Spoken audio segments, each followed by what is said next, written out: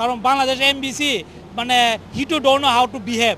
মালয়েশিয়াত কাজ করতেছি, আমি দেশের অর্থনীতির জন্য কিছু হলেও অবদান রাখছি।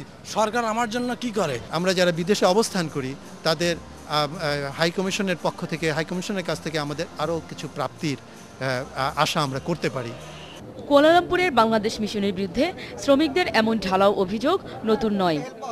তবে এবার হাই কমিশনের বিরুদ্ধে অভিযোগ তুলেছেন বৈধভাবে বাস করা বাংলাদেশিরাও। এ প্রসঙ্গে পররাষ্ট্রমন্ত্রীর কাছে জানতে চাওয়া জনশক্তি রপ্তানিকারক দেশে কূটনীতিক নির্বাচনে সরকার কতটা দায়িত্বশীল। অনাকাঙ্ক্ষিত পরিস্থিতিতে কিছুটা বিব্রত হলেও হাইকমিশনের বিরুদ্ধে ওঠা অভিযোগ খতিয়ে দেখার আশ্বাস দিয়েছেন পররাষ্ট্রমন্ত্রী।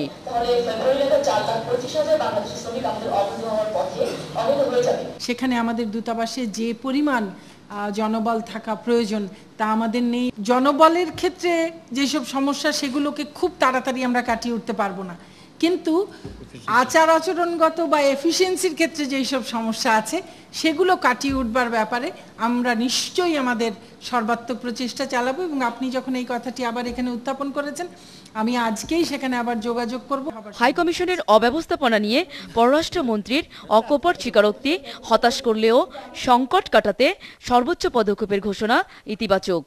তাদের এই দুরবস্থার জন্য আসলে কারা দায়ী, এই সমস্যাটিকে কিভাবে নিরসন করা যায় সেটির চেষ্টা আমরাও করছি এবং এখনো করছি।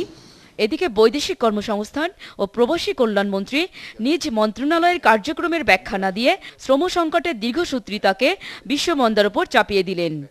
পাশাপাশি অবৈধ শ্রমিকদের ঢালাওভাবে দেশে ফিরতে হচ্ছে না, এটাকেই বড় সাফল্য মনে করছেন তিনি। তো অবৈধভাবে তো আমার কিছু করার নাই, আমাদের সরকার করতে পারলে তো আমি কালকে অবৈধ করে দিতাম।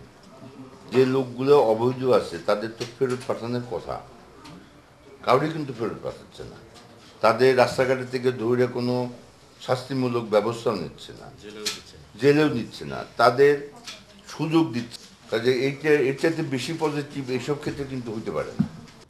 বাংলাদেশ মালয়েশিয়ার মধ্যে বিদ্যমান দ্বিপাক্ষিক সম্পর্কের অনেকটাই নির্ভর করছে বাংলাদেশ সরকারের নেওয়া কূটনৈতিক প্রচেষ্টার উপর। বাংলাদেশ পররাষ্ট্র মন্ত্রণালয়ের পক্ষ থেকে নিয়োজিত এই হাই কমিশনার কতটুকু কূটনৈতিক সফলতার পরিচয় দেন, এখন সেটিই দেখার বিষয়। Swapna Gulshan, 21 television, Lorong Damai, Kuala Lumpur, Malaysia.